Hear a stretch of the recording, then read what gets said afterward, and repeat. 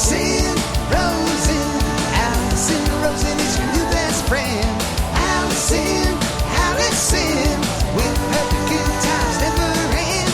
Allison Rosen, doing the wavy pencil dance again. Allison Rosen. Allison's your new best friend. Hey everyone. Hi. Hello. Welcome to another exciting episode of Allison Rosen is your new best friend. I am delighted to welcome back to the show my friend and host of the very popular podcast Ologies and also all sorts of TV stuff, which I will let her tell us the latest in all of that. Please put your hands together for the lovely Ms. Alie Ward. Oh, shucks. Oh, it's so nice to be back. It's nice to see you. Nice to see you. Been... So you last came on the show over Zoom. Yeah. December 12th, 2021. Yes. And that is when we had so much fun. You taught me about the filters. We turned ourselves into pigs. We give ourselves mustaches. It's true. Every time someone says it's been, I always think, since 2021. I know. And I didn't realize it had been that long. Well, I did, and I didn't realize it had been that long. I think we also talked about middle parts, side bangs, and I feel like maybe the tide and the part is turning on that. Really? Like, I think maybe. For anyone who's not keeping up, and I just have to take a moment to say, as I told you, the moment, like when you were still on the other side of the doorway, my ears are clogging and unclogging, clogging and unclogging. And it is like making me feel mental. Is it even okay to say mental anymore? Yeah, I don't know. So. It's making me feel like I'm losing my mind. Yeah. And I feel like I'm trapped in my own ASMR video of like heavy, like when it gets clogged, I can just hear myself breathing. And so that's happening. And we are just going to power through. But there was something I was going to say before I started talking about that. And it's been 1 week. I don't think that was it exactly, though. Was it hair related? You were talking about hair. Thank you. Thank you. Tony Thaxton, welcome to the show. That's why I'm here. Already proving his mettle. Okay, yes. Auxiliary For anyone, we are like one brain in two bodies, Tony and I. So we each have a brain. And I have one ear right now. Yes, for anyone who's not been paying attention to trends in hair, there was a lot, and in jeans, there was like a big news story, 2021 circa, that side parts and skinny jeans were out. Get out of here. And middle parts, and I don't know what kind of jeans were in, but the least flattering you can pull off. So what is that? Like high waist, light denim, acid wash, kind of like mom jeans? Yeah, like high waist, giant pockets on the butt, like maybe a capri length or a flood length, just whatever doesn't look good. But if you pull it off with confidence, you're killing it. But anyone who is 16 can pull off. I mean, I didn't have confidence at 16, but I know. So anyway, I think as I probably told you then, should we just do the same episode? Yes. Should we just repeat it? I'm sorry. Tony, could you pull up the notes for that one and then give us the beats? My nieces are teenage. Actually, one of them might be 21 now. But anyway, they're hip and they're young and they're Gen Z. And I asked them, they both have middle parts. And I said to them, do you know anyone who has a side part? And they're like, And they couldn't think of anyone. So interesting. Yeah, but you're saying you think it's swinging back. I hope so. My hair just doesn't do the middle part. It doesn't do it. Cowlicks abound. Yeah. No, if I tried to do middle part, first of all, it's not flattering to my face shape. And second of all, one side is going to be like, boop, boop, like popping up and over. If you guys want to see the gesture that went with boop, boop, youtube.com/Allison Rosen. Okay. So when you were last on, you had recently gotten married. Yes. We talked about Grammy, your perfect dog. Yes. I'm sure we talked about your binder system. I'm still flying high on the binder system. It's brown. Since 2017, January 2017, I started my binder. We're still going strong. I can't believe it's been 6 years of the same organizational system. What was your system before? Now we're doing one of our earlier episodes. This is the greatest hits. I'm sorry. We're touching back to see, has Alie figured out a way to do things better? Because that's like my everyday quest is like, why is my brain so fucked up and how can I do things better? And then I try something for, a week and then I'm like, this is the shit. This is my new method. And then I forget about it. So just like everyone out there with a planner that you only filled a couple days in. So the fact that I have used the same planner reliably, it's a biggie for impressive. me. It's a biggie. I just want to say, when I am pointing out that we're doing things that we've done before,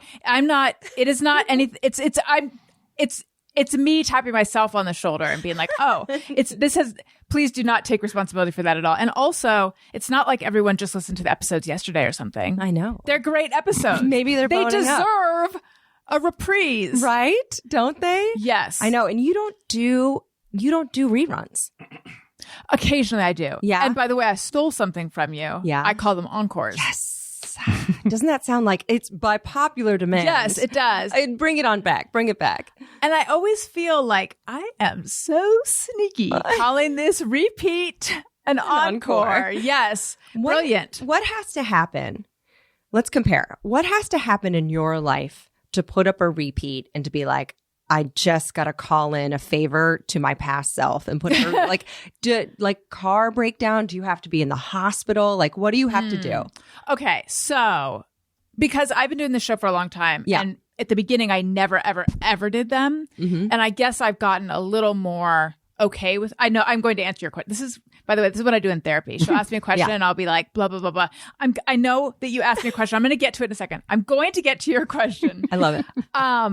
Oh, get to the point. I had to. But now I feel like I have so many episodes in like the back catalog that people have forgotten about. So I feel more okay with doing it.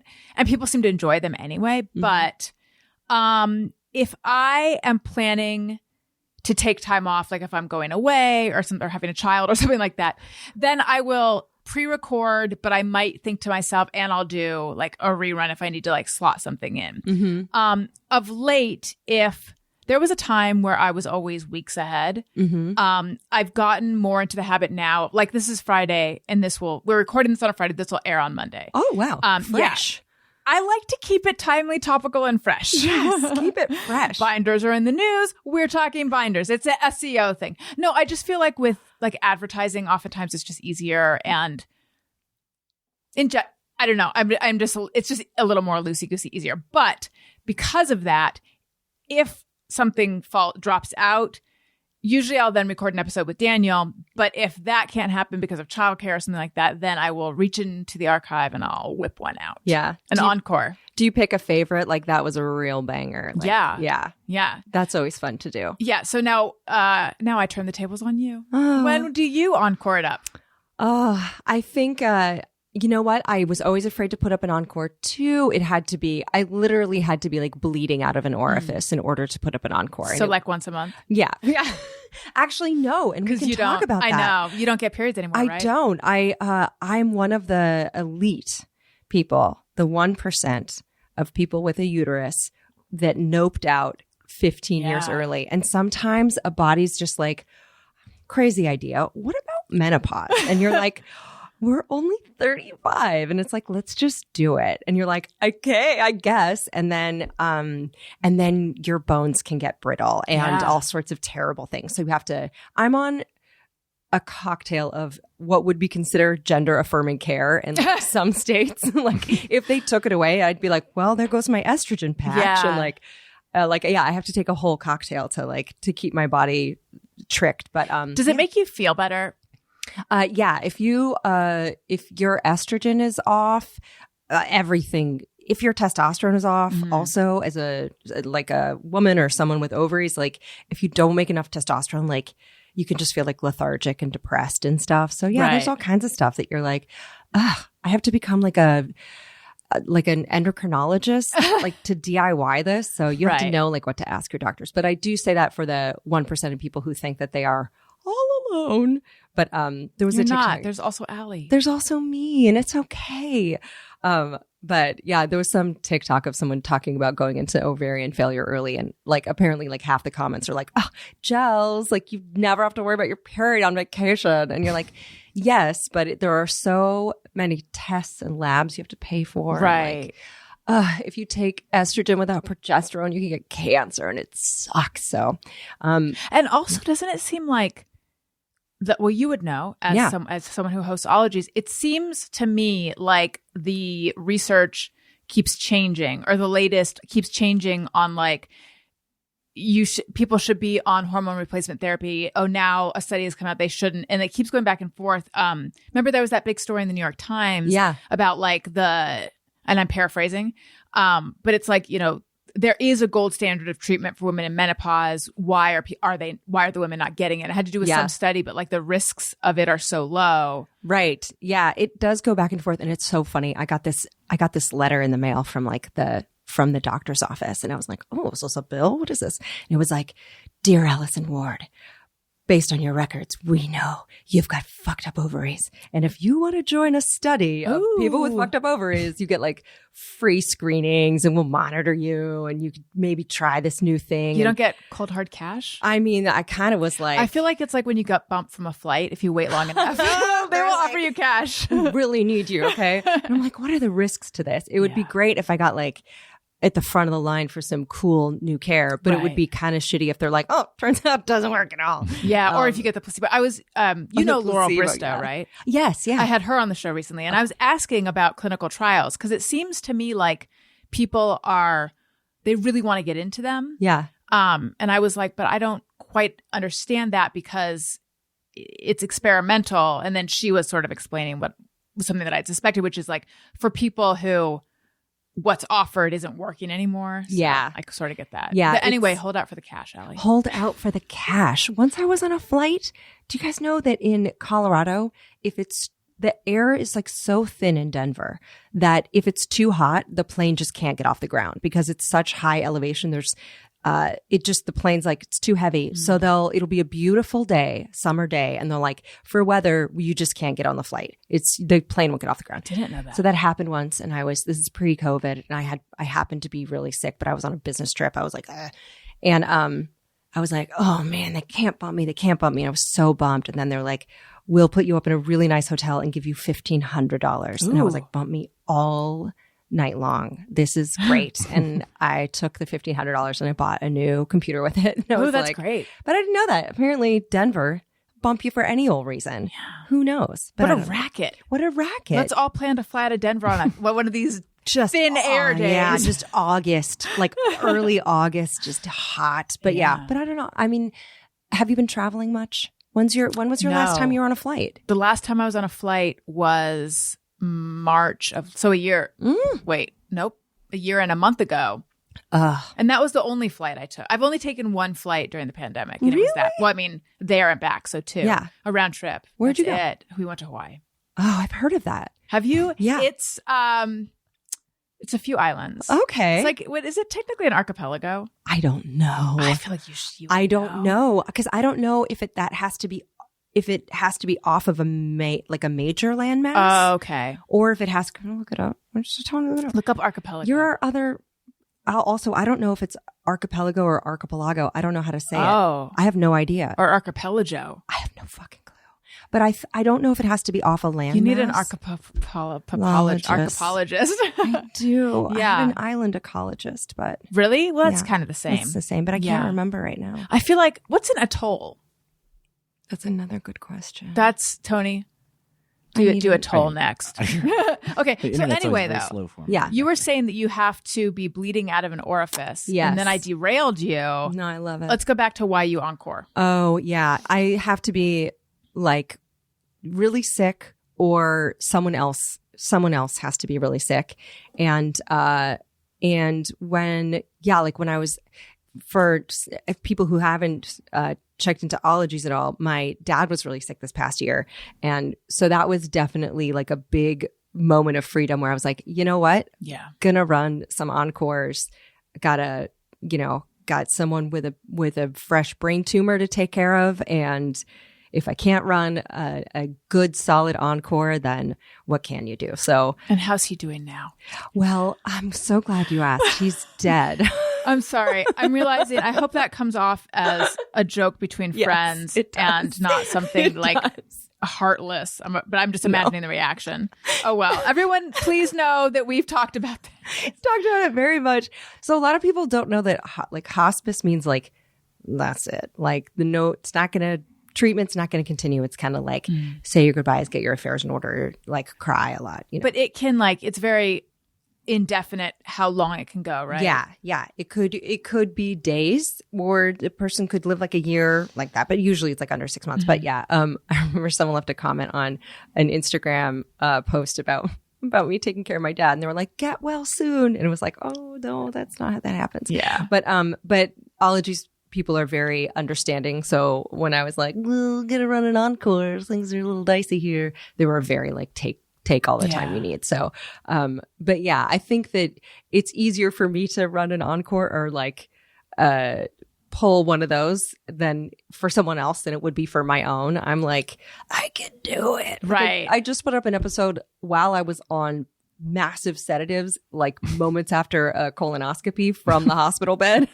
And I was like, gotta make content. Like, so for me, I literally have podcasted from a hospital bed, but you know, I think, you know, like Nora Ephron said, everything's copy.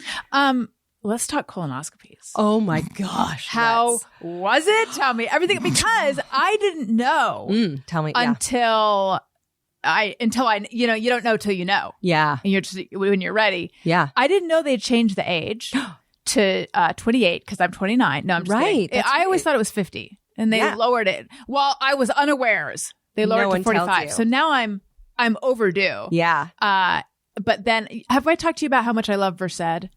No. Do you know what that is? Oh, yes. I have talked about you love Versed. I love it. Right. I love it. For anyone who doesn't know, generally before anesthesia, they'll give you Versed to relax you. Yeah. And it's like the first time I have ever felt just pure. I mean, for me, I feel ecstatic on it. I think most people just feel calm, but it's like, it is the key that fits into my life. I don't know. It just And then it's like, maybe I'm anxious always. I don't know, but I just love the feeling of it. Well, that's why you did IVF, right? That's why. Yes. I was not infertile. Yeah. I was very fertile. Yeah. I just wanted all the Versed from the retrievals. It's a great way. It's cheaper that way too. A lot cheaper. So much. It's cheaper. It's less inconvenient. And it's less invasive. Yes. They should give Versed for any kind of like IUD situation. Because I hear IUDs hurt like hell. And they give you, nothing. Tony, do you know they give you nothing for an IUD? Do you know what an IUD is? Yeah, I know what they are. Okay. But yeah, I don't know anything about the process. Yeah. According to TikTok, yeah, it's hugely painful. So painful. But they don't give you anything other than like ibuprofen or something. Yeah, if that. Ooh. They just have you raw dog it. But meanwhile, for a vasectomy, they're like, okay, we've got fentanyl. You can have propanol. You can have like candy. Like, is there a reason they don't? I believe that in medical schools for a while they were teaching that it's not painful. And then women are like, no, it is. Yeah. I think misogyny problem. Yeah. I think that they're like, oh, women can handle it. Right. But if it were me, I would be like, I'm either going to get general anesthesia or I'm going to show up blackout drunk. Like, pick your poison. Right. You know what I mean? But apparently it's very painful. But yeah. So I don't know if they give you Versed, but according to a TikTok I just saw, it's where I get my news. There was a woman talking about how great it was because the Versed. So I was like, I got to book this Yeah, you got to soon. book it. Yeah. So, but the prep doesn't sound great. How was it? Okay. I'm so glad you asked. I made a field trip episode. It's called Field Trip, My Butt, a colonoscopy ride along. I love it. Because I was like, listen, I'm gonna try to help someone else with this because fun fact, that's not fun at all. So my dad had blood cancer and he wasn't given very long to live, and he ended up responding great to chemotherapy. He lived 9.5 years after his diagnosis, which like no one expected. It was such a gift. But the side effect of the chemotherapy was potentially colon cancer. He never got a colonoscopy. He ended up actually dying of colon cancer. His blood cancer was fine, but he got like, surprise, I brought my friend, which was colon cancer. And yeah, so that's that. And once you get colon cancer, it can spread to your lymph nodes and then your lungs, your brain, whatever. It's not cool, not fun. So, and then I've had an uncle who passed away from it.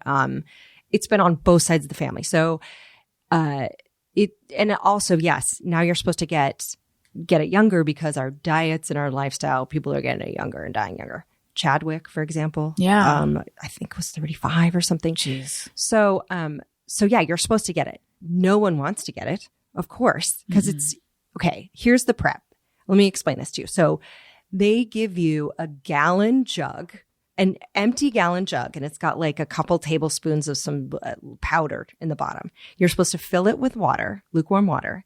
You have an optional flavor packet that's like tastes like janitorial solution. Tastes terrible. Or you can drink it plain if you hate yourself. And you have to drink this whole gallon over like 12 hours. And within an hour of your first sip, it is time. It is toilet time. It is ASAP, report to the bathroom immediately and get comfortable. And that just happens until you're peeing right out of your keister. Right. Until it runs clear, right? Or yes. something like that. You know what they say? Till you can read a newspaper through it, which is so tactile. Just the idea that there's a newspaper floating in a pan of your butt juice and you're like, oh, like, you know, whoever got married, like Right. Kylie Jenner's divorced. Like, I don't know. Oh, see, I was imagining you're holding the newspaper like behind your butt stream and then trying to read it. And then it'd be like upside down. It'd be hard to read it. Okay. And who's doing the reading? You know what I Right. mean?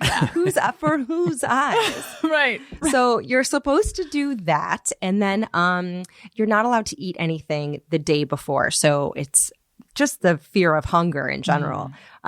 I went to a Vietnamese place and got like 2 big things of broth. And that was like, Oh, because you can have clear stuff, you can right? have clear stuff. Like not ramen would probably be too fatty, but like pho, depending on how you say it, was perfect. So what I did is, have you heard of a Borg?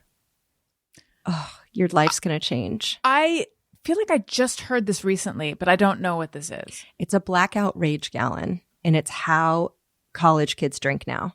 They get a gallon of water, they pour out some of it, and then they pour in like whatever vodka or whatever they're drinking. And then they use like electrolyte drops and like liquid IV and like emergency so that they're getting hydrated So it's like a hangover cure in the bottle. Right. And also they write their name on it. I think they give it names like, you know, we'd give like sourdough starters in the early pandemic days. And then it's got a cap on it so that people can't spike your drink. And also, if you don't want to drink, you can just have, you know, whatever fruit punch you want. Right. So it's kind of like a Borg, but it's just like Butt juice. Yeah, it's butt juice.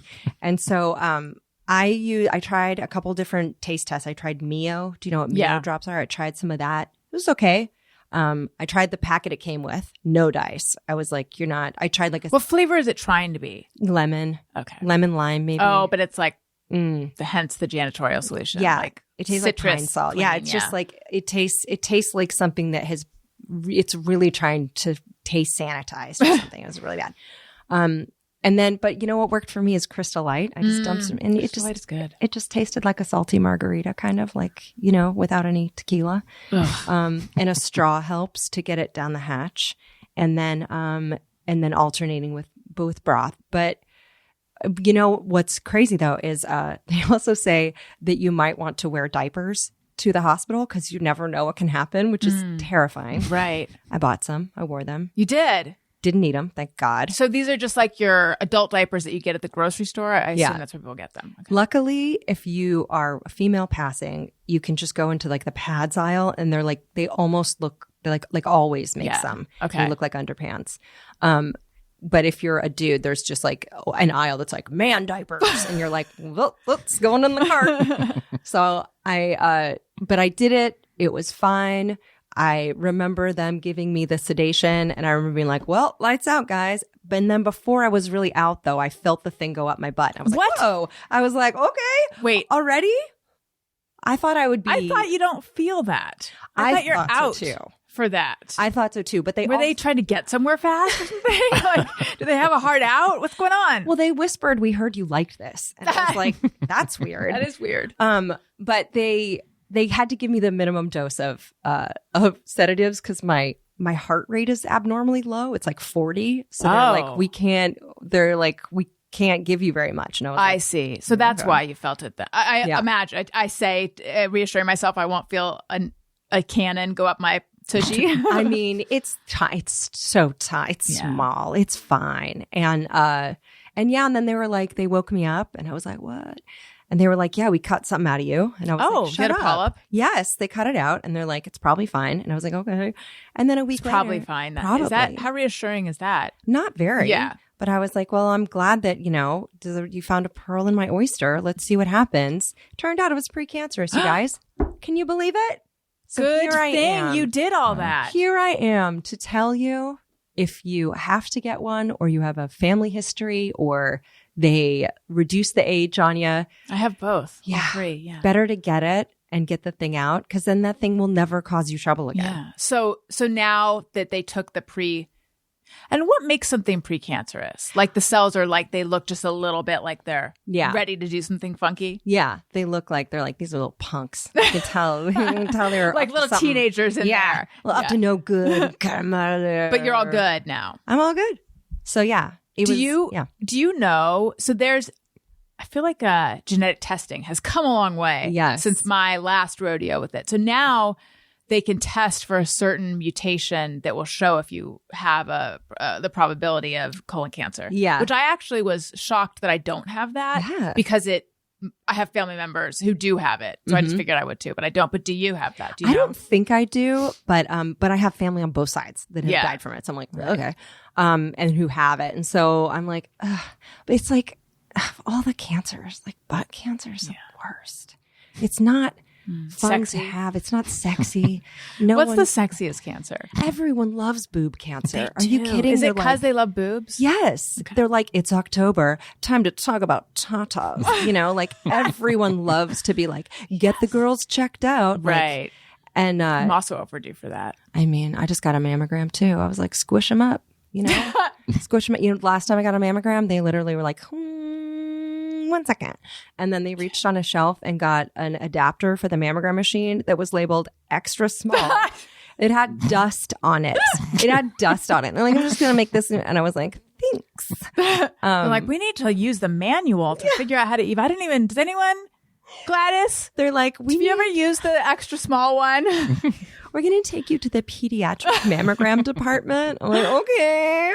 But fine there. But yeah, just get them screened. But yeah, no one likes to talk about, it's not like for a mammogram, you have to shit your brains out for 2 days. Right. And we also, by the way, during my prep time, we had a house guest.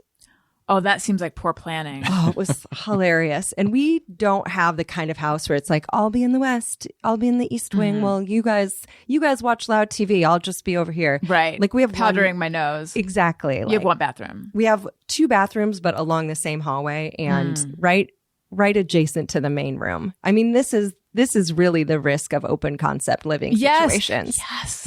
Is when it comes time for you to have a torrent out your ass, everyone might know. Yeah. So everyone needs a basement bathroom. But luckily the house guest is someone very beloved and very understanding of farts and shits. And so it was fine. That's my kind of person. Yeah. I could do 2 anything. questions. Do you have a basement? No. Okay, because you said basement bathroom, and I was like, wait, no, basement. It's California. Who has that's what I'm saying. Yeah. I do know one person with a basement. Do you really? Who are they? They've been on this show. Are you not allowed to say who it is? I think I can say. Tell us. Paul Rust. Oh, that's right. He does? Yeah. Yes. I remember this. This came up because I was like, where are you? There seems to be a lot of pipes and tubing behind you, in the basement. And then this came up on the show. Yeah, I just saw Paul. I ran into him at a movie theater on Wednesday. Nice. What movie? I was seeing a screening of Renfield. Ooh. Because my friend Kat Burns had choreographed a piece in it. And so we went to the cast and crew screening at Universal City Walk, which I don't know the last time you went to Universal City Walk, but human beings. Like 8 years ago. Right? Whoever go. And I'm like, oh, what is this place? But I ran into Paul Rust of Don't Stop or We'll Die. And we were like, Paul. And it was his birthday. He was seeing Scream 6 with his wife. It was nice to see him. We love him. Yeah. You know Tony plays in his band, right? Oh. He's the Don't Stop or We'll Die drummer. What a legacy to take on. I know. Oh my gosh. Yeah. That's amazing. Yeah. Big shoes to step in. Yeah. But yeah. Oh my gosh. We'll say hi to the boys. Will do. I haven't seen them in a minute. Yeah, you gotta wish him belated happy birthday. Yeah, I Say, know. It snuck past me. I heard it was your realize. birthday Wednesday. Have you considered watching Scream 3 or 6? I think they're on 6. Yeah, I think 6. Yeah. My other question, Yeah. because this is the part that I'm stuck on. Okay. So an hour after you take a sip, Yeah. you're already running to the bathroom. Yes. But then you still have to finish the jug. That's the part that just feels like I would not want to. Understood. Note taken. And objection overruled. You have to keep going. You just have to. It's like Just till you can read a newspaper till you through get the bloodstream. And it's like there are so many warnings that it's like if you don't finish this motherfucking game, there's like the doctors might make you do it again, or they might miss something, and they write on your report how well you did your prep. So it's like I got an excellent on mine, and I was like, thank you. That would do it for me. Because it's like you don't want to go back. You don't want them to be like, wow. So it's kind of like if you were, those videos where they wash rugs. Have you ever seen like power washing videos? Maybe not rugs, but I have seen some power washing videos. I love it. It's like the first pass isn't going to do it. You can't just be like, well, I pooped. It's right. like, no. They want to make sure it's an echo chamber in there. It's just, like a pristine, like a sci-fi movie in your whole tube. Right. Yeah. So get it. Let me know when you do. Okay. Tell the world about it because I will. I'll be loud about it. Yeah, you might save a life. Who knows? I mean, I probably wouldn't have gotten it if my dad didn't get sick with it. And then look at that. They cut out a little punk out of a little nubbin out of Did you my. get to see pictures? Yes, they show you pictures, printed out pictures. So, They frame them. yeah, you can put them in your wallet. My favorite thing from seeing pictures of, I have typically seen pictures of my uterus. And I'm trying to think if I've seen other things, is that I have no idea what I'm looking at. Yeah. Like when I see that, it's like, okay, it's pink and fuzzy. Like, I don't know, but I'm glad that you seem pleased. But I feel like they always show it to you like, look, can you believe? And I'm like, I have no idea. You're like, I have no context Yeah. for this, but I'm happy that it makes you happy. Something that made me happy. Yes. Queen of segues. Loved it. Ologies, #1 science podcast. I know. Congratulations. Thank you. That was always like my little goal, like the carrot on the stick that I was like, what if I could get to #1? Is this your first time being #1? We were #1 once, right around the day that my dad died. And I didn't look at the charts, but like my Susan Hale, who works for me, and my agent were both like, hey, just FYI. And I was like, oh, that's good. But I never saw it. I never saw the charts. But yeah, so I check them though every couple of weeks to be like, how are we doing? We're doing okay. Everything was okay.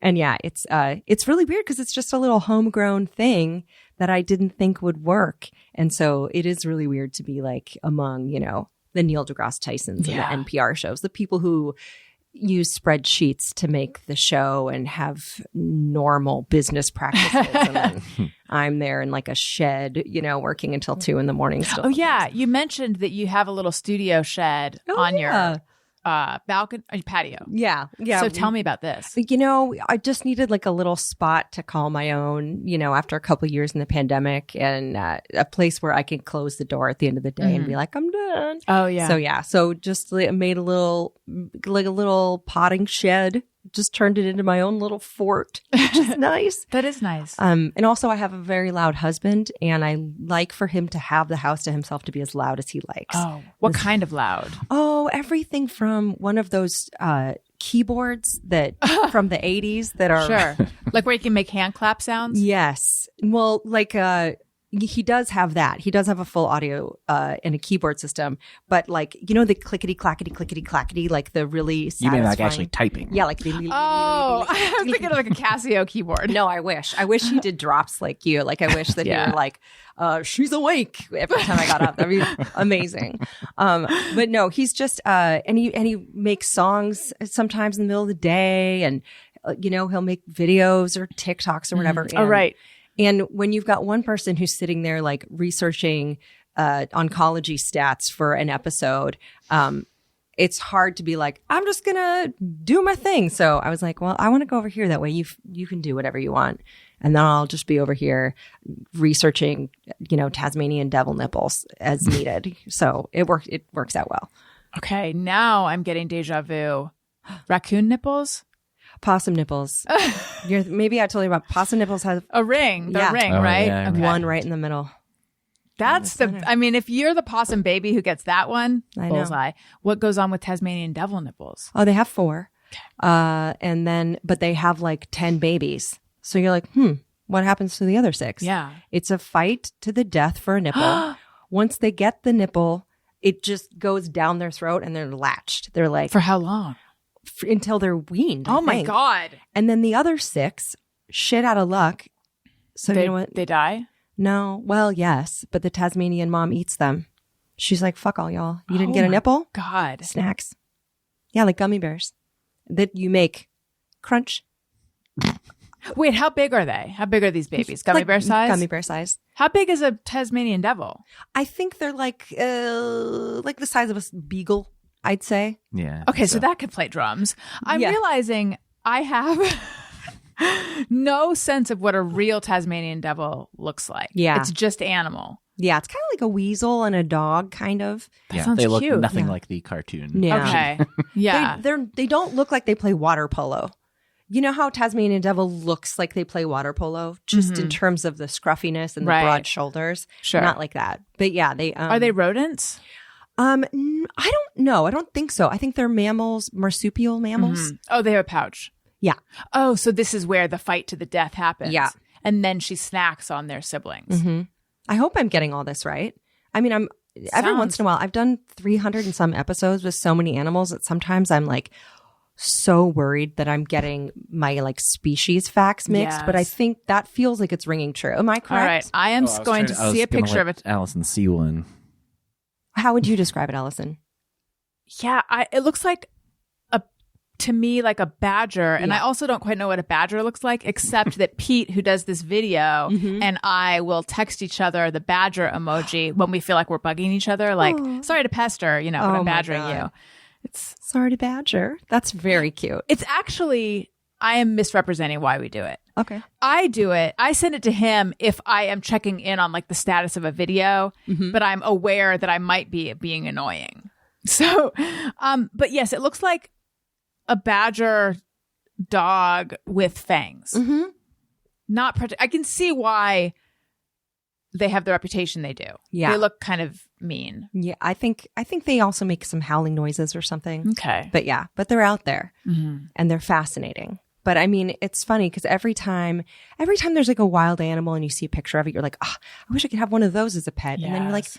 we have dogs. I know. And they're fine. Yeah. They're great and they're available. I really do think dogs and cat. I have not had my own pet cat, but I think cats too. Like I think they're kind of like at the top of they're the apex pets. Oh, for sure. Because I was having this conversation with Elliot, my 6-year-old.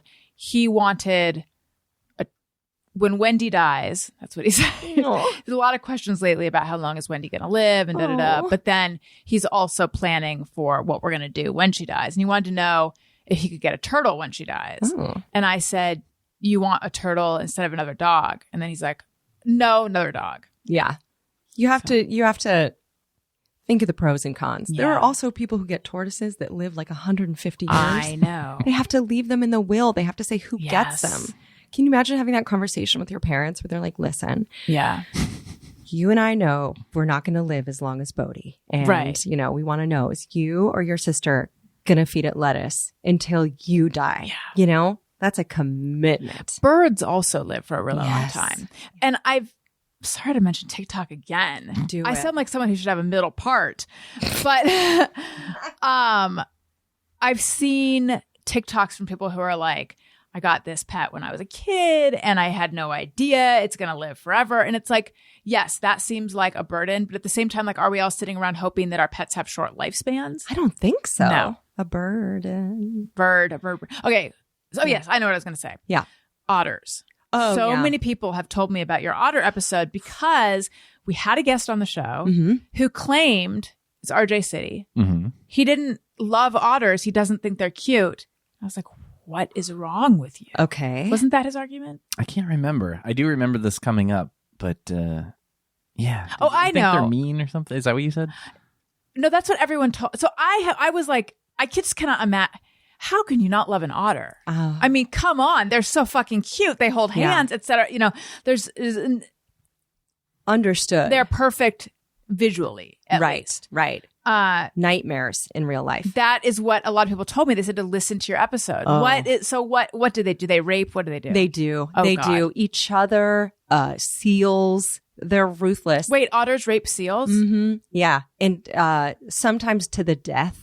They, you'll This is see. a real Game of Thrones situation. I know it is. You'll see female otters that have chewed up noses because the males bite them on the nose so they can't get away. Oh my God. Baby otters will nurse on a mom, sometimes to exhaustion, where she will die. Like they're big enough to go get their own food, but they're just like, I'm not moving out, mom.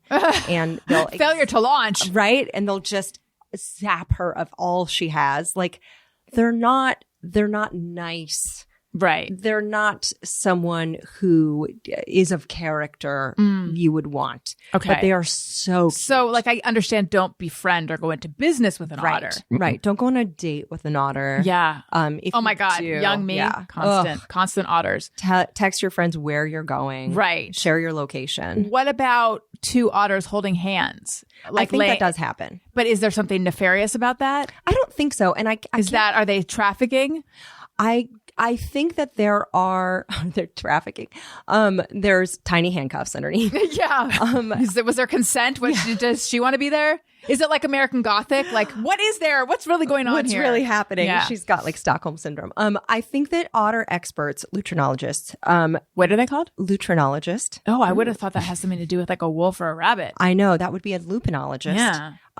And I do have a rabbit episode that I'm trying to get in the works. I cannot nail down a good rabbit expert. They are the flakiest experts. I'm like, where are you people? Return an email here. That's so interesting. Right? Lagomorphology, I think it would be. But lutrinologists fight a lot about whether or not they hold hands only in the wild or in captivity. Oh, interesting. So So this could be like a free willy Yes. tucked fin, Yeah. except that it happens to be fucking adorable. Yes. So wait, are they suggesting that like in captivity, are you familiar with the term Hansel and Greteling? No. I don't know. It doesn't sound like a sex act. Kind of does. I don't know if this is a true psychological term or just more of like a pop psychology term, but it's the idea that siblings in a traumatic or abusive household will become like extra tight with each other. So that's what I'm wondering if the otters, like, they don't like to be in captivity. Although if they're lazy enough that they're going to nurse their mother to death, maybe they don't mind it. But maybe if they're holding hands because they're like not happy. I think what they assume is that the tides are just so erratic that they just they latch onto each other. So it's like a global warming thing. It's probably global warming. It's probably what it is. Yeah. The tides are high. The seas are They're acidic. moving on. Yes, they're moving on. But I think it's so that also they can help each other like get tangled in kelp beds so that they don't just wash out to sea if they nap. Right. So that together they can choose their seal victim. Yes. And also, they don't carry a favorite rock in a pocket. That is apocryphal. It's a lie. They do have a rock, but they drop their rocks and get new ones all the time. Okay. But there are like some of those accounts that are like uber animal facts. And they're like, do you know? They're like Snapple facts. Yeah. They're such bullshit. true. Yeah. You know what else is not true? Overheard LA. Oh, those over there. They drive me insane. And I repost them and I say, this is bullshit. And then I think, is this what I'm going to spend my life doing? And it is. It is. They get me every time. I'm like, someone thought this was a funny joke. Yes. And they submitted it as though they overheard it at the Erewhon. And it's like, no, you said something you thought was funny to your friend and then you submitted it. Admit it. You know? Yes. Ugh. They're self-satisfied, clever, smug is one of my Yes. least favorite things. I know. Unless I'm doing it, in which case I probably am not aware of it. Yeah. and I think it's funny. And you But- don't have to concern yourself with whether or not it's cringe. It's fine if you Yes. like it, do it. But yeah. But yes, and now people send them to Brian Diaz sends them to me. Particularly like egregious ones. Yes, like there's no way this happened. But I believe it was Greg Heller sent me one where someone had it was overheard at the bank. And it was a conversation between the person and the bank teller. And he's like, how are you possibly truly overhearing that. You're you know? not. Or like at the pharmacy or something where you're backed up, you know? It's like overheard in Catholic Mass in a confession booth. Right. Yeah. It's 100% someone thought of something or said something they think is pithy and it's like, I've got to send this in. I fucking hate that. I hate it. I hate it. You were on Grey's Anatomy. That's true. Remind me who you played and what the experience was like. I think my name was Tina on it.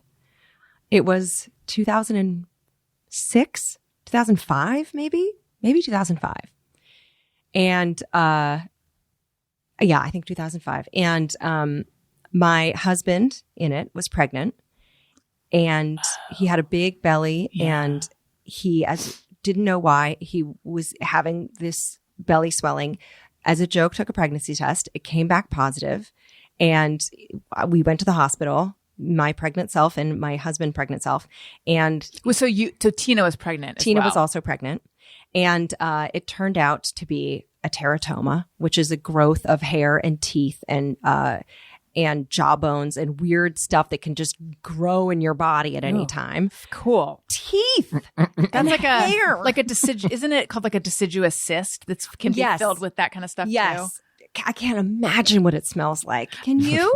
I mean, probably not good. I mean, why can't we grow teeth where we need them? Like, what if you have a cavity? Why can't you pop it out instead of going to grow it like, you know, like near my butthole or something? What I always wonder, always, anytime I hear this, is like the teeth that they find not in the correct position. Yeah. Like floating around in your belly or whatever. Yeah. Would you be like, oh yeah, that's a lateral incisor, that's a molar, or is this just something made out of tooth material that's all mangled? Yeah. I suspect it's that. Like, does it follow a blueprint or is it just like ingredients? Yes. I don't know. Exactly. I don't know. But I found out this recently that I think up into like the 20s or maybe even around then, that brides, you know how like before your wedding, especially on the app TikTok, it's like getting my facial, getting my laser facial, 4 months to my wedding and counting down. Da, da, da, da. I got fox eyes, I got jaw Botox, whatever. Back in the day, women would get all their teeth removed and get dentures. Yes, for two reasons. One, they wouldn't. Sex acts? I think so. For Hansel and Gretel. I think for Hansel and Gretel. That's awful and disturbing. I mean, I think just for like a gummy hole. Oh, God. I know. And then two, because then they're like, you never have to pay for dental work, which can get very expensive. And if you're taking me on as a bride. Your dowry is you don't have to keep up my mouth. Yeah. And then the teeth would be like taken from corpses or poor people. And they would usually be like, ding, like better. It'd be like a little bit of a makeover. And like how Fantine, is that her name? Fantine. I don't know. Sold her teeth. Did she? There you go. In the musical she did. I'm assuming it's also in the book. I don't know. Did she have like an Etsy shop? She's like, teeth for sale, teeth for sale, new bride, teeth for sale. Yes, she had an excellent rating on Etsy as an Etsy seller. So satisfied. Yeah. But yeah, that would be a thing that you would get done. You just be like, you wouldn't get your eyebrows threaded, but you would get all of your fucking teeth knocked out and you have a bunch of bloody sockets. They talk about things that smell like that. Now, sorry, when was this? I think this was like up until the 20s or something. I got to fact check that. I've never done any. They don't really talk about that. I know. Just like they don't talk about Tasmanian moms eating their remaining 6. I know. There's a lot of things we don't know about. It's a real X-Files. I haven't actually seen X-Files, but I feel like it's about this kind of stuff. I go down so many rabbit holes. It's so hard. I'll be researching something and then before I know it, I'm looking at like a 13th century manuscript about proctology or something, like looking at old drawings done by monks of hemorrhoids and stuff. And I'm like, how do I get out of this? Yeah. Everything leads to more questions. So yeah, I find out way too much weird stuff about. I wish I could remember. It was like right before bed. And I was like, I've got to Google this when I get into bed. And then I was, it was the most had nothing to do with my life bit of trivia. And I can't remember what it was, but I remember thinking, it's funny that, okay, full disclosure, I was like, this is a tweet. But I can't remember when, but I didn't tweet it because I think I fell asleep. Overheard in LA? Yeah, it's an overheard overheard him in the Google.coms. Do you ever open up a search engine like on your phone and you see the last thing you looked up and you're like, why the fuck was I looking at? Like in the moment, I needed to know if Jeff Perry from Journey got divorced or if his wife died. I needed to know. And then the next day I'm like, or 2 days later, I'm like, it's like, but once you start pulling a thread, it's just like, I got it. What else is out there? Right. I think it's called ADHD, but I'm not sure. Do you ever get a headache from doing that so much? Like, no. Like your brain swells with information? No, I don't think it's that. It's more of like scrolling fatigue. Like I'll just be like just clicking between apps and then I'm like, I almost feel like I'm like getting nauseated. It might just be a positional thing. I feel like I'm getting nauseated from just being glued to my phone. Like it's almost, it's what I imagine. Yeah. If you were a Coke addict and you dropped some on the carpet and you're like, I got to pick it out of the carpet. That's how I feel when I'm like just addicted to my phone like that. It's like you're looking for like a hit of dopamine that's going to make everything feel nice. And then you're like, after this one, this will do it. Once I watch them clean this horse's hoof with an abscess, that's going to be it. I get a lot of weird, disgusting videos, which is my fault. That's my algorithm. Now, is this TikTok or is this your Instagram Explore page? Because my Instagram Explore page was a nightmare until I actively made it like all puppies. It was so gross. What kind of stuff did you get? Like medical anomalies. Oh, like, yeah. And yes, gross teeth stuff. Oh no. And then the growths.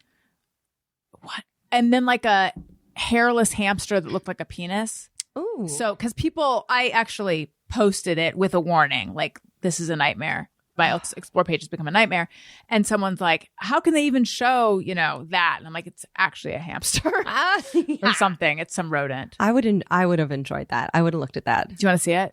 I'll see if I can find it. Yes, of course. While I look for that, Tony, did you find Archipelago? Oh, yeah. God, I forgot all about this. Yes, it says it's an island chain. It is a chain, cluster, or collection of islands, sometimes a sea containing small number of scattered islands. Okay. Scattered islands. So then I guess Hawaii must be one. It sounds like there then are like different types of these, and Hawaii is one of the, where did it go? Oceanic islands, mostly of volcanic origin, widely separated from any adjacent continent. Okay. Hawaiian Islands and Galapagos Islands. Oh, okay. Okay, so that is a black screen that says my Explore page is a goddamn nightmare. This is your warning. Now scroll. Oh no! I told you. That was your warning. Everyone was like, it wasn't warning enough. Oh no! I can't even process this. Okay.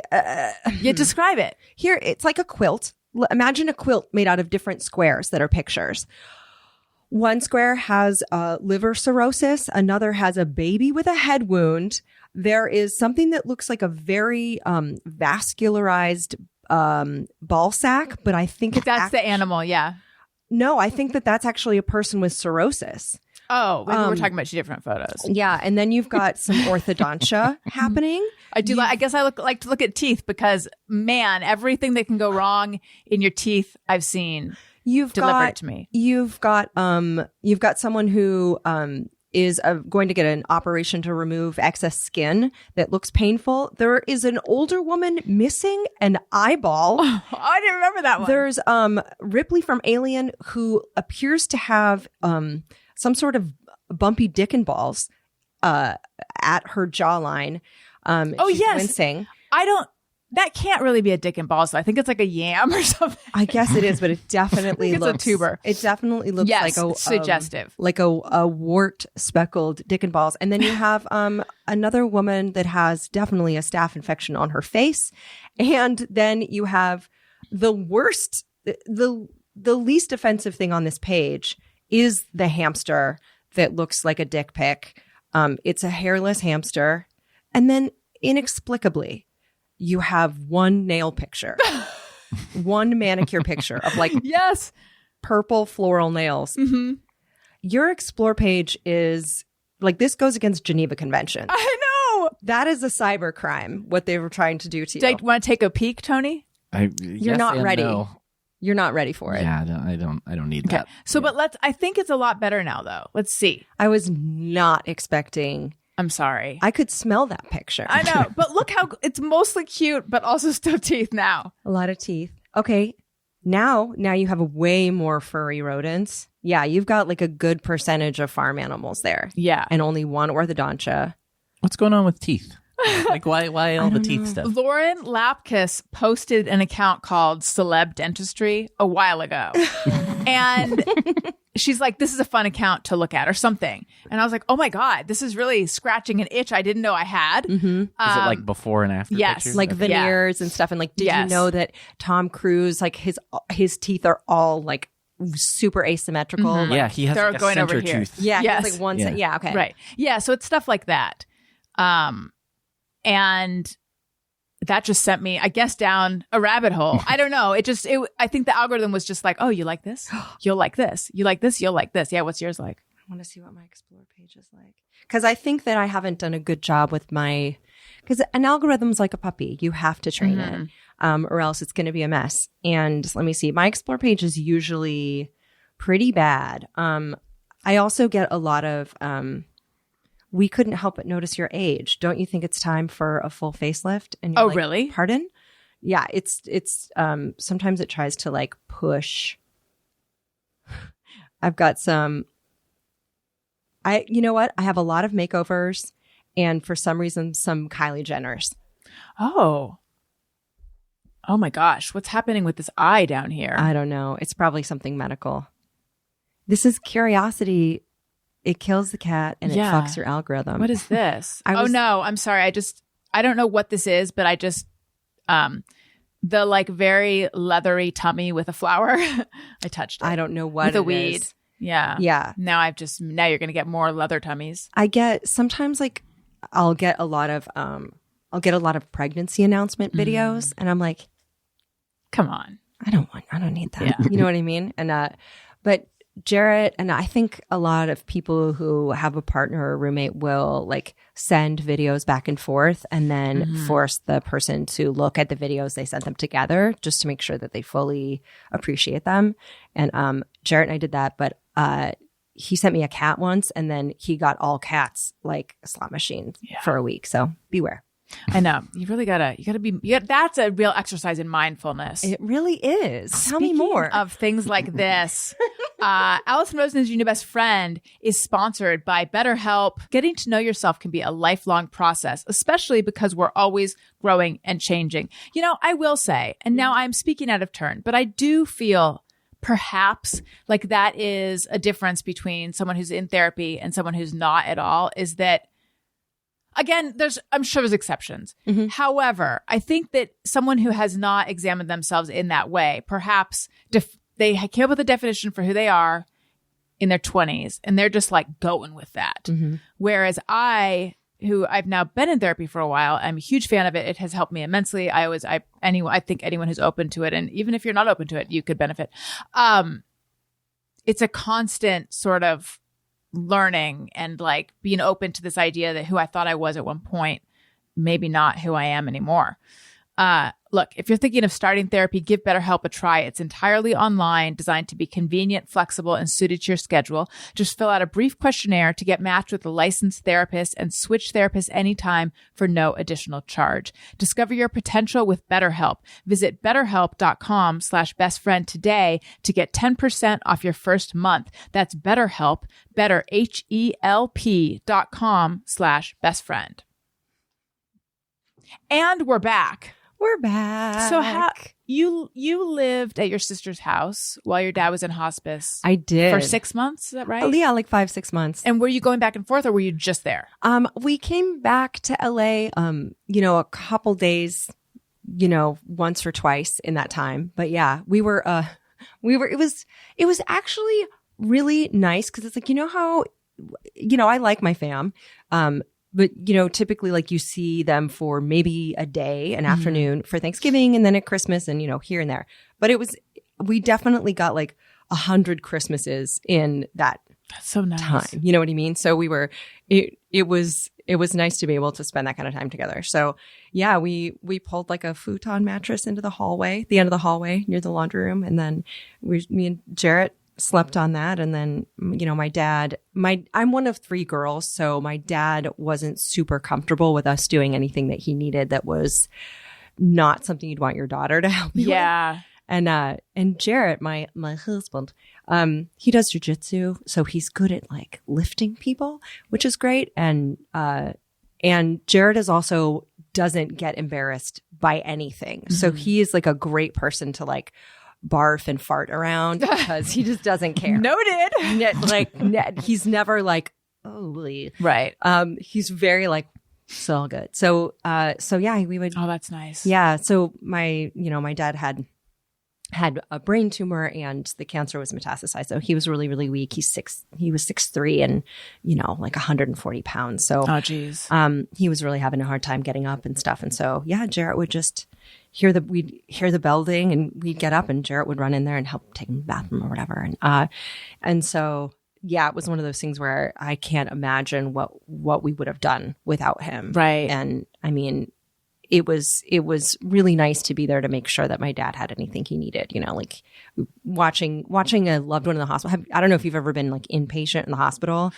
I have only been inpatient. I have been with family members when they are inpatient though. But for me, I was only inpatient when I had my kids, which is different. So, but when like you can ring a bell and the nurses are like, we got someone coding over here. So we will take you to the bathroom or get you more water when you need it or when we can. Right.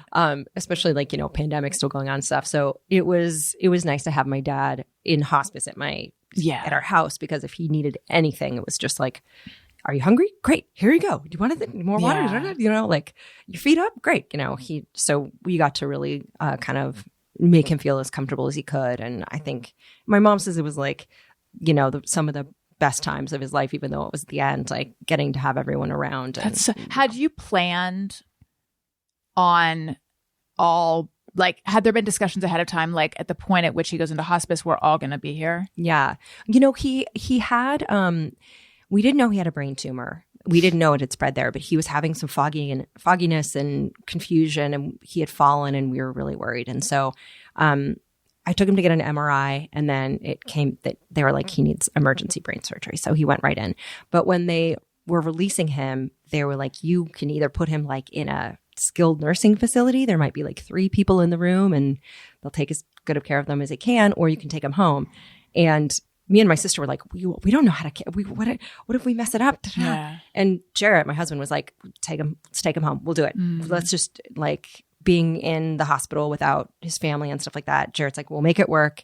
And so that's when we all kind of like started living under one roof.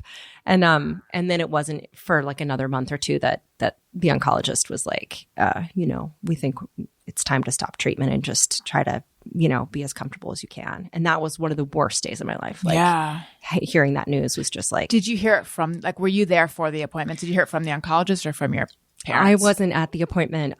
We had come down to LA for like 2 days, and I think I was, we were home for like a day or 2. And my sister called me, and she texted me and my other sister and was like, can we hop on a call? And we knew that he had an oncology appointment. Like, we were all waiting for the news and stuff.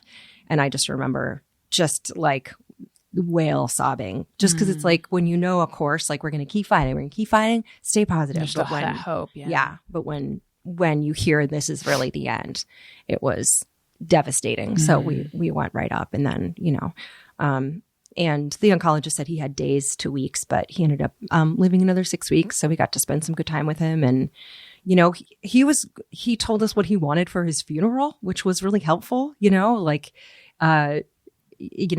was a Morse code operator in the Air Force. And so he wanted a sign off that in Morse code, spelled, Sergeant Ward signing off, which was gutting to do. And, but we played it at his funeral. And it was gutting, but beautiful listening. Everyone should listen.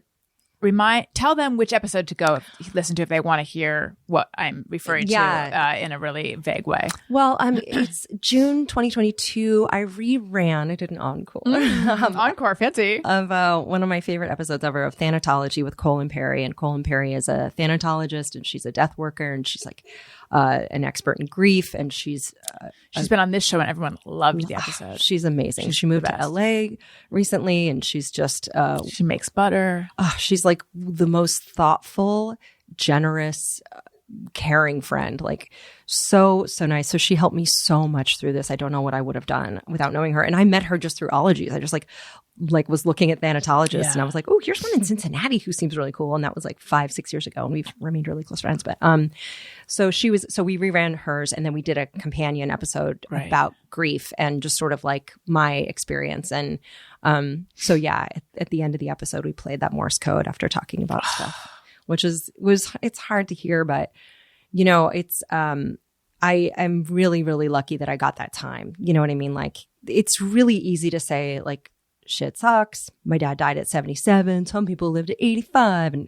But the fact that I got a dad for that long and I had a good dad that I really, you know, that loved us and that he got extra time when we thought he wasn't going to make it very long at all. Like that I'm lucky enough to have like a partner who was like, yes, I will put my life on hold to live with your family. I am really fortunate. So I think that when it comes to like grieving and loss and stuff, it's the thing that has got me through it has really been like trying to look at all of the ways I was really lucky. And I remember I remember when my dad went into hospice, I looked up like, what's the average lifespan of an American male? And it was like 77.4 years or something. And I like looked up what date that would be at my dad at that age. And my dad outlived it by like 12 days or something. And I was like, hey, fuck you, stats. Yeah, I was like, so, you know, we're lucky that he got some days, you know, some people can live to 103, but, you know, the fact of the matter is we're all going to fucking die. And you can't escape that. Everything dies. Everything changes. And the best you can do is, you know, get time with people who love you, know that you're loved, get to say the things and hear the things that you want to hear, you know. So none of us get to escape it. So, you know, being comfortable and loved is really as good as it gets, you know. So did you think to yourself, like, how can I make the most of this time? Well, I mean, just to be fully transparent, and you and I have talked a bit about this, I've talked about it a bit on my show as well. Yeah. My dad had a heart attack in August, which it's crazy now that it's like been this long. But he's stable. It's a real, like, we don't know. 'Cause unlike cancer, where I think you get a sense with heart stuff, I think it can be a surprise. So I'm really like trying to look at it like, okay, I know what's on the horizon. And like you said, it's on the horizon for everyone, but I know what's a little closer on the horizon. So I'm going to try to make the most of this time. But then when it really comes down to it, I'm like, but what does that look like exactly, you know? Mm-hmm. Yeah, I didn't know this term until I was in it, but there's this thing called anticipatory grief, which is you're like, you can grieve before someone dies. And you're like, hell yeah, you can. Because every minute you're thinking, should I be with them? Should I be telling them something? Should I be at their house? Should I be at their bedside? Should I be and for me, every decision, every time I decide to choose like something in my own life over being there, I'm like, but if it happens now, then I'm going to feel guilty. It's like this constant. Yeah. It's really, really hard. And you also don't want to like push too much emotion on someone if they're like, let me just ride this out. And you don't want to be like, bleh. And it's really tough. And I think that I had anticipatory grief about my dad's death from the moment he was diagnosed with cancer. You know, I felt like any day, you know, and then, you know, when he was still alive and in hospice, it was like, you know, I would always be thinking like, I don't want to hover too much, but I also don't want to have him feel ignored. And I want to have conversations that are meaningful, but I don't want to force anything on him. And so it was really hard. And being like, you know, telling yourself like, really savor this, really savor this, really savor this is sometimes like you want to shut your head off. Yeah. And so that's really hard. And I, luckily with the Ologies audience, they're really helpful, vulnerable, lovely people. And I got some really great messages from people that were like, be gentle with yourself because you're definitely going through anticipatory grief. You probably don't realize. And some people were even said like the period of watching someone be sick is harder than after they go, because you have all of this grief about losing them and all the things that they're not going to be at. And then on top of that, you have the anxiety of when will it happen and will I be there and will they be okay? And are they going to be in pain? Is it going to freak them out? All those things. But when they're gone, it's really hard. Their absence is really hard, but the anxiety of when is gone. Did you find that to be how it was for you? I did. And I never would have guessed that. But, we were really lucky the way my dad died. He died kind of in his sleep. And I was really worried, like, will it be difficult? Will it be violent? Like dramatic. Will he be in so much pain and all this stuff? And so the other thing is, and I learned this from Cole, and Cole sent me a great little series of books. I think it's called Out of Our Sight or something, but it's like a series of like 5 books and short books, but they help you like if you're tending to someone who's dying. And there was a big chapter about how like some people want to die with like their family in like a disco circle around them, and others are more private. Yeah. And just like how you wouldn't like take a shit with all of your loved ones around you, it's like this is you speak for yourself. Yeah. I forget that that's part of your holiday traditions. I'm always like, because I love your holiday cards. Yeah. But some people also like if they're protective. Like, it's hard to find a photographer who's. It really is. Yeah. But the glam on it is amazing. It's easier to find a makeup artist, hard to find a photographer. Can you imagine? I'm sure that there are people that don't take taking a shit around my family pictures, but there are probably people that hire photographers for like bedside death companioning. I never thought about that. Because like there are people who hire photographers for like, and glam teams to come to the hospital with their new bibit. So who knows, guys? Right. Who knows? I did not do that, but I a lot of times when I see people's birth photos, I'm like, look at your eyelash extensions. Yeah. I think sometimes people before, when they know they're close, I think they get good pedicures and eyelashes. And they're like, I'm going to need this. But my dad did not get eyelash extensions for the funeral, though. Kept it real. I kept it real. He did lose a lot of weight, though.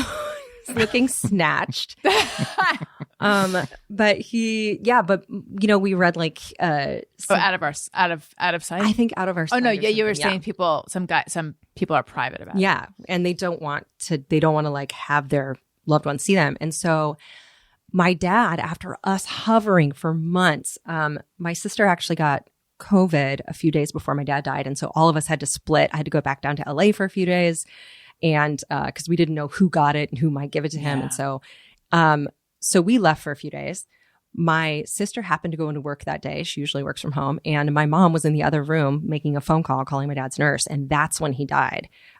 After months of us being inches away from him, being like, you want an ice cream cone? Do you want and so if I hadn't known that, I would have been like, we failed him. Right. But it's like, no, I had to wait for us to like leave him alone. He chose a spot. Yeah. He was like, finally.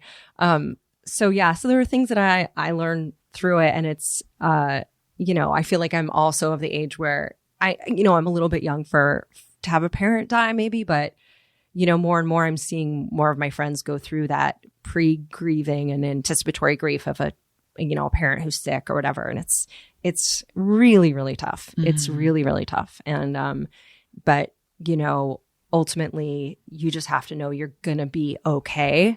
And the person who is dying doesn't, unless they're a real piece of shit, doesn't want you to fall apart in their honor afterward. Like, whoever, think about you.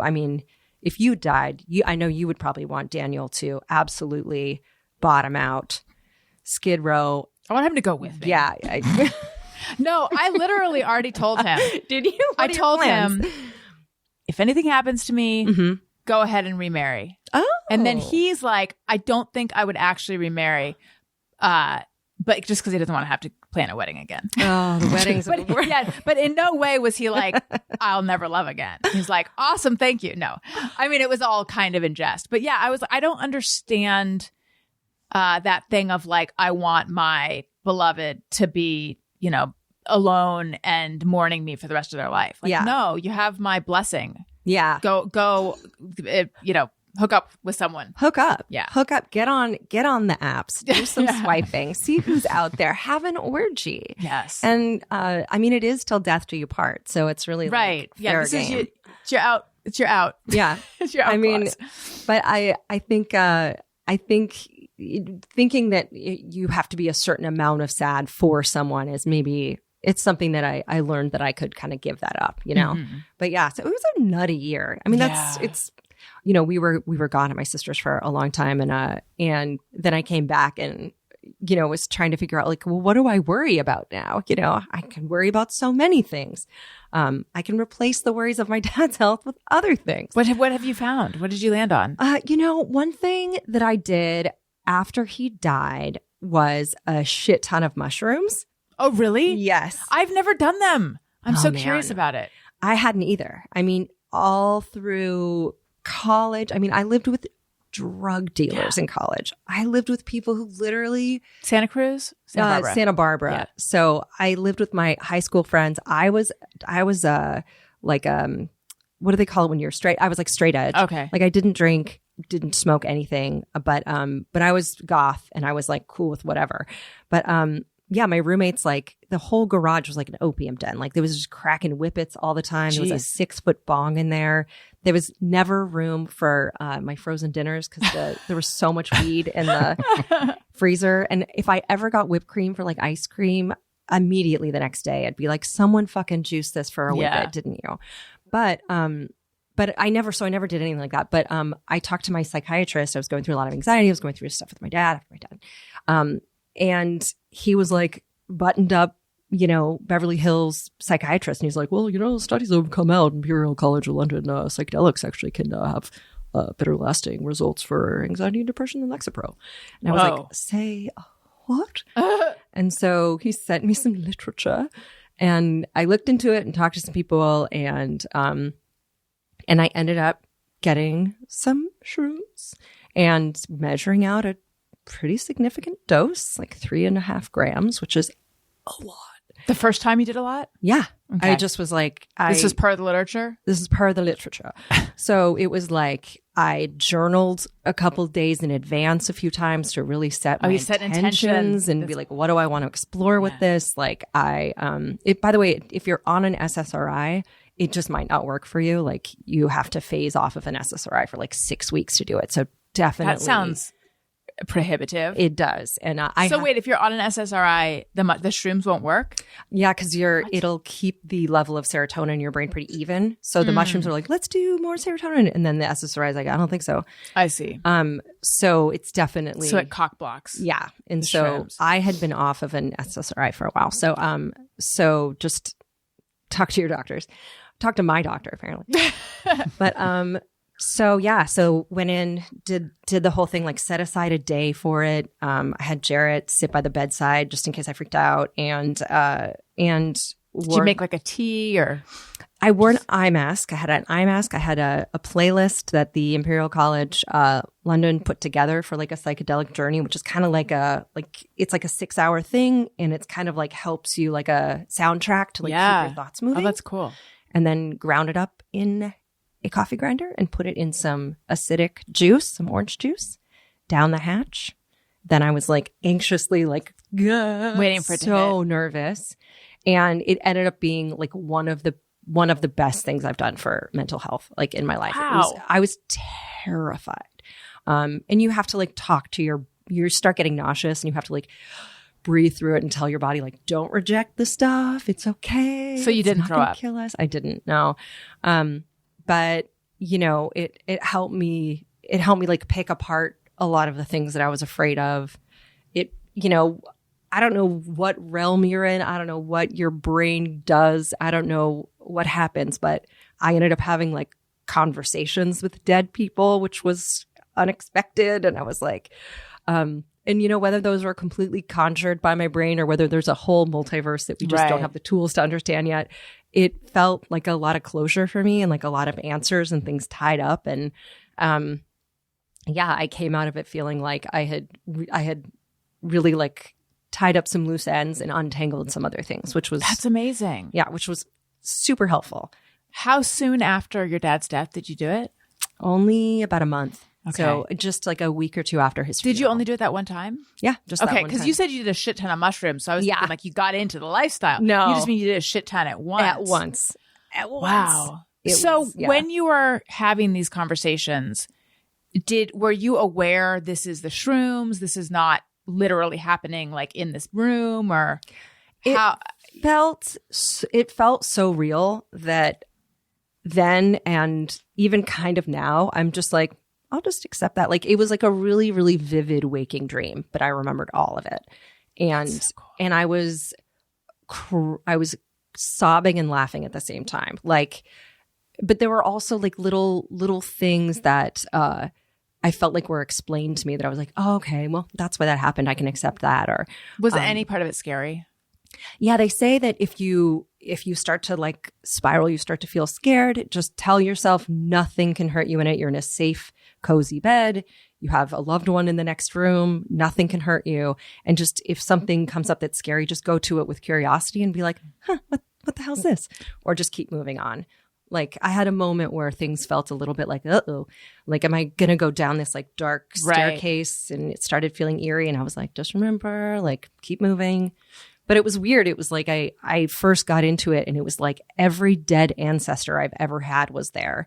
Like just almost like if you walked into like a stadium and it was just like faces, it was like that where it was like, oh, there's so many people. Like if all those people at once met you at a train station being like, hey, welcome. It was really weird. And I remember telling Jared, I was like, it's like really crowded. There's a lot of people here.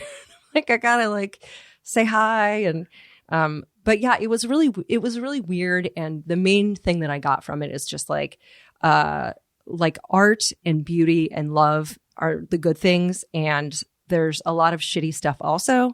But the thing that is always trying to get through is art and beauty and love and connection, and to try not to let,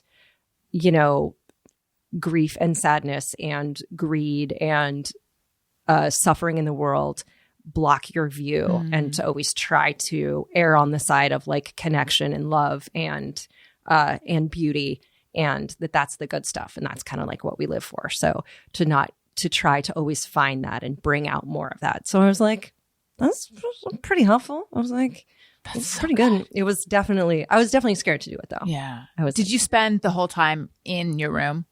Like in bed? Yeah. I was like, because putting on the eye mask and the music helps you like kind of go in and detangle your thoughts. Like it struck me as like, so it would be so bonkers to be on it at like Coachella and be like, there's all these people coming in and out and taking pictures and your phone's got a filter and someone's eating a hot dog. And I mean, I had a friend who dropped acid before a court appearance. Oh, I'm like, I don't understand any part of that. Was it Courtney Love? Who was this? I believe it was my friend Jody who, he's the guy who, I don't know if you remember when I did Sketchfest, I mentioned my friend Jody who casually shit his pants or casually referred to shitting his pants. And I had some question about it. I talked about it from the stage. This is a theme. Shit and me. He's in the band Supernova. I don't know if you remember them. But anyway, yeah, I think he went through a crazy phase when he was younger. But like, I've never done acid. I've never done acid either. But I cannot imagine a less conducive environment for doing it. Oh, a courtroom? Yeah. Are you kidding? I know. I just burped because I didn't even hear it. I was so shocked. A shock I swallowed burp. air. But yeah, I mean, I'm sure it works for some people, but the amount that I did and the first time doing it, I was like, oh, that would be a bad scene for me. But I think if you are on them and you go outside and things are moving and wiggling, like you're probably much more in tune with things around you. Right. But oh for yeah, me, like I was nature's like, a big thing they say. But I was like, get in nature. Yeah, I was like, I gotta get in this nature. I'm gonna do with this badger in here.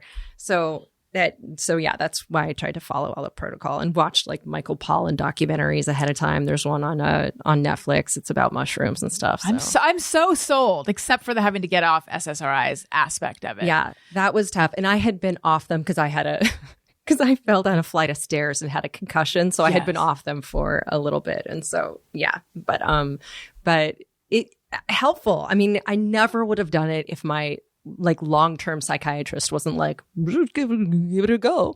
And I was like, wow, thanks, doc.